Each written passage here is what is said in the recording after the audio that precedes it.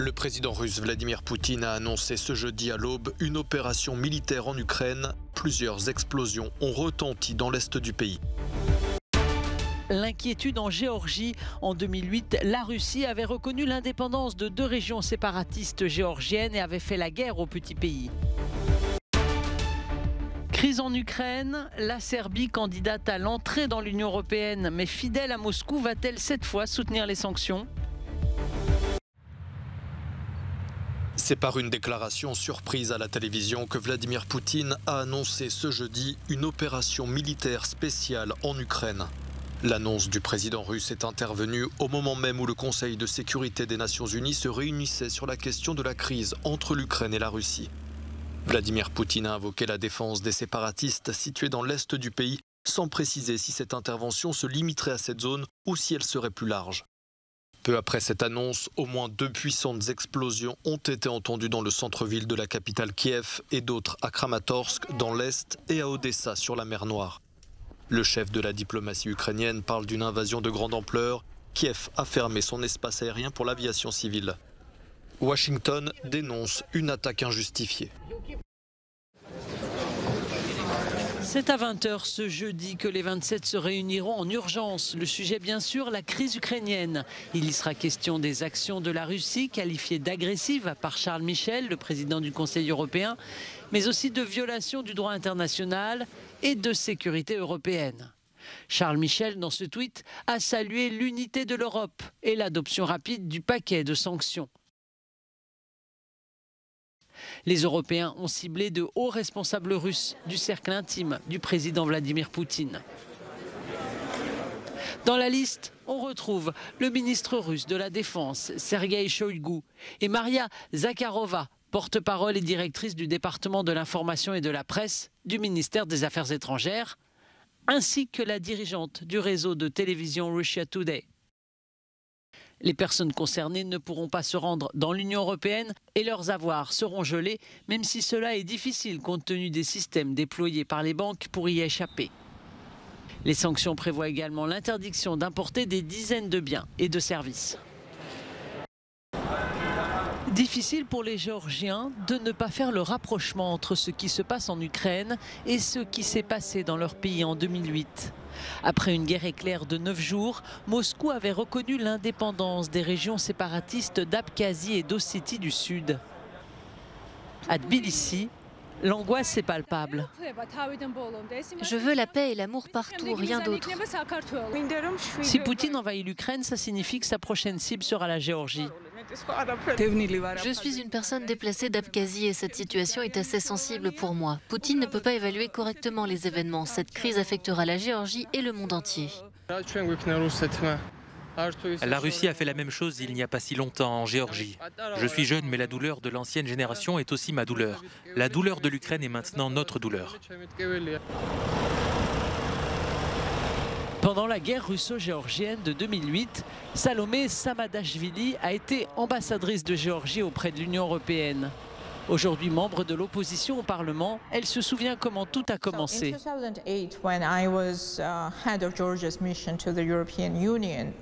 En 2008, lorsque j'étais à la tête de la mission de la Géorgie auprès de l'Union européenne, il était extrêmement difficile de convaincre nos amis et alliés occidentaux, malgré l'aide importante qu'ils ont sans doute apportée à la Géorgie à cette époque difficile.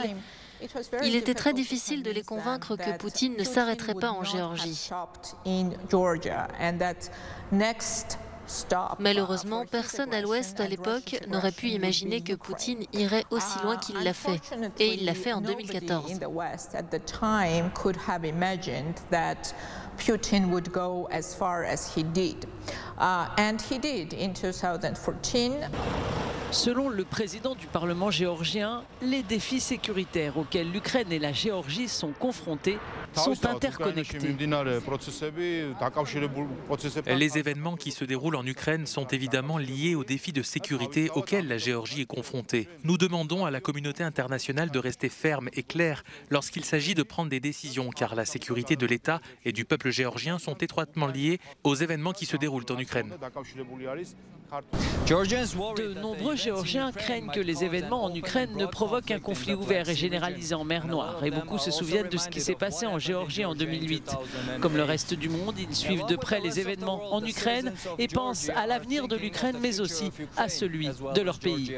Leo Sikharoulidze from the capital of Georgia, Tbilisi, for Euronews. La crise en Ukraine met la Serbie, candidate à l'adhésion à l'Union européenne, dans une situation délicate. La pression de l'UE pour des sanctions contre la Russie s'intensifie.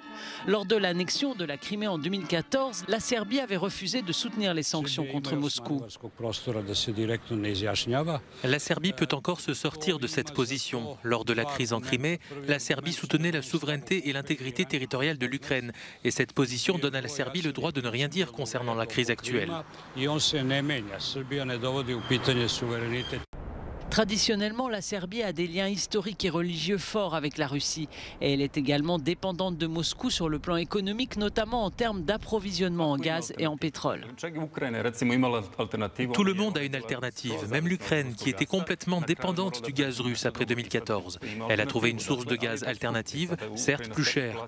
Mais personne ne sait ce qui va se passer si la situation s'aggrave et quel sera le prix du gaz pour la Serbie. La crise en Ukraine est arrivée à un mauvais moment politique pour le pays, car la Serbie est en pleine campagne électorale.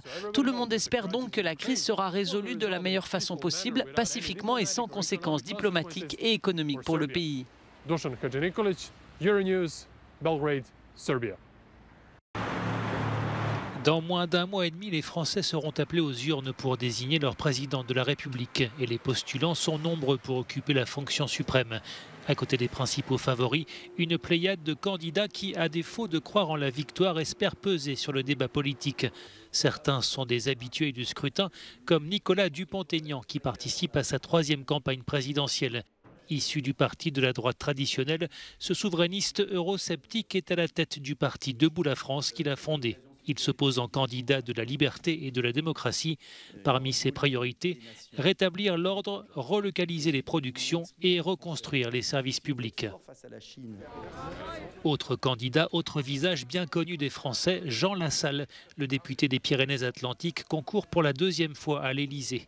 Il se présente comme le défenseur de la ruralité, de l'agriculture, d'une France profonde menacée par un modèle économique qui brise selon lui la société.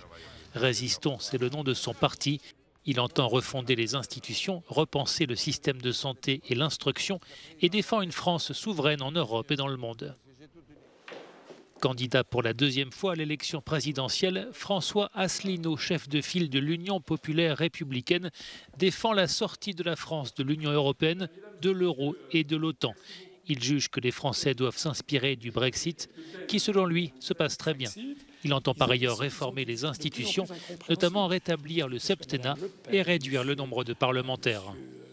Elle se présente pour la 3e fois à l'élection présidentielle. Nathalie Arthaud, représentante de Lutte ouvrière, la formation trotskiste d'extrême gauche. Elle entend combattre sans relâche la société capitaliste, les multinationales, les ultra-riches, responsables selon elle d'une injustice sociale et d'inégalités grandissantes. Elle se pose en défenseur des travailleurs et des opprimés, notamment des migrants. À l'extrême gauche également, Philippe Poutou, un ouvrier syndicaliste, fer de lance du NPA, le nouveau parti anticapitaliste, candidat lui aussi pour la 3e fois à l'Élysée. Son slogan « Nos vies valent plus que leurs profits ». Ça cible également le patronat, les entreprises du CAC 40 et la corruption qui se fait au détriment des citoyens et des employés. Philippe Poutou réclame des hausses de salaire, la réduction du temps de travail et la fin de la précarité. Enfin, Hélène Touy, candidate du parti animaliste qui se présente pour la première fois à l'Élysée, entend mettre la cause animale au cœur des débats. Elle souhaite interdire la pratique de la chasse après plusieurs accidents ou encore mettre fin à l'élevage intensif et réduire les produits d'origine animale dans l'alimentation. Lors des dernières élections européennes, le parti animaliste avait créé la surprise en obtenant plus de 2% des voix. Elle espère rééditer l'exploit. Pour figurer au premier tour de l'élection présidentielle, les candidats devront obtenir au moins 500 parrainages d'élus locaux et ils n'ont plus qu'une dizaine de jours pour y parvenir.